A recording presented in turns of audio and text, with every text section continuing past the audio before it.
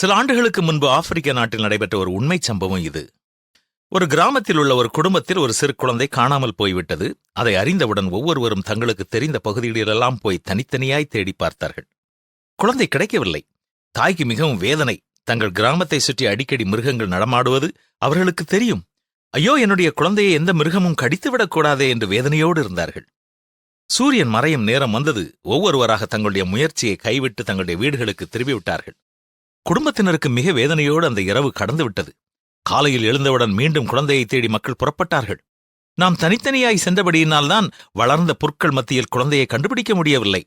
இப்பொழுது நாம் அத்தனை பேரும் சேர்ந்து கரங்களை இணைத்து ஒரு சிறு இடம் கூட விடாமல் பார்ப்போம் என்று கரங்களை பிடித்துக் கொண்டு வளர்ந்த புற்கள் வழியாய் சேர்ந்து நடந்த பொழுது குழந்தையை கண்டுபிடித்தார்கள். ஆனால் இப்பொழுது குழந்தை மரித்திருந்தது. வேதனையோடு அதை தாயினிடத்தில் கொண்டு வந்த பொழுது தாயின் அழுகை இதுதான்: நீங்கள் இன்று தேடியது போல நேற்றே ஒன்று சேர்ந்து தேடியிருப்பீர்கள் என்றால் என்னுடைய குழந்தை உயிரோடு எனக்கு கிடைத்திருக்குமே என்று அழுதார்கள்.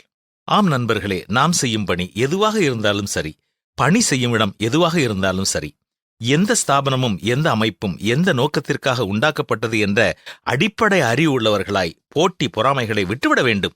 அவன் தலைவன், இவன் தலைவன் என்று பிரிவினைகளை உண்டாக்காமல் அந்த அமைப்பின் நோக்கத்தை நிறைவேற்றுவதே எல்லோருடைய இணைந்த குறிக்கோளாக இருக்க வேண்டும்.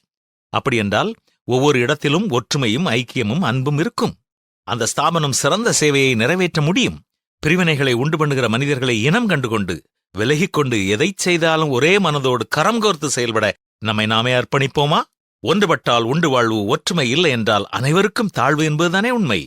ஒன்றையும் வாதினாலாவது வீண் பெருமையினாலாவது செய்யாமல் மனத்தாழ்மையிலே ஒருவரையொருவர் தங்களிலும் மேன்மையானவர்களாக எண்ணக்கடவீர்கள் என்பதுதான் பரிசுத்த வேதமும் நமக்கு கற்றுக் கொடுக்கும் ஆலோசனை.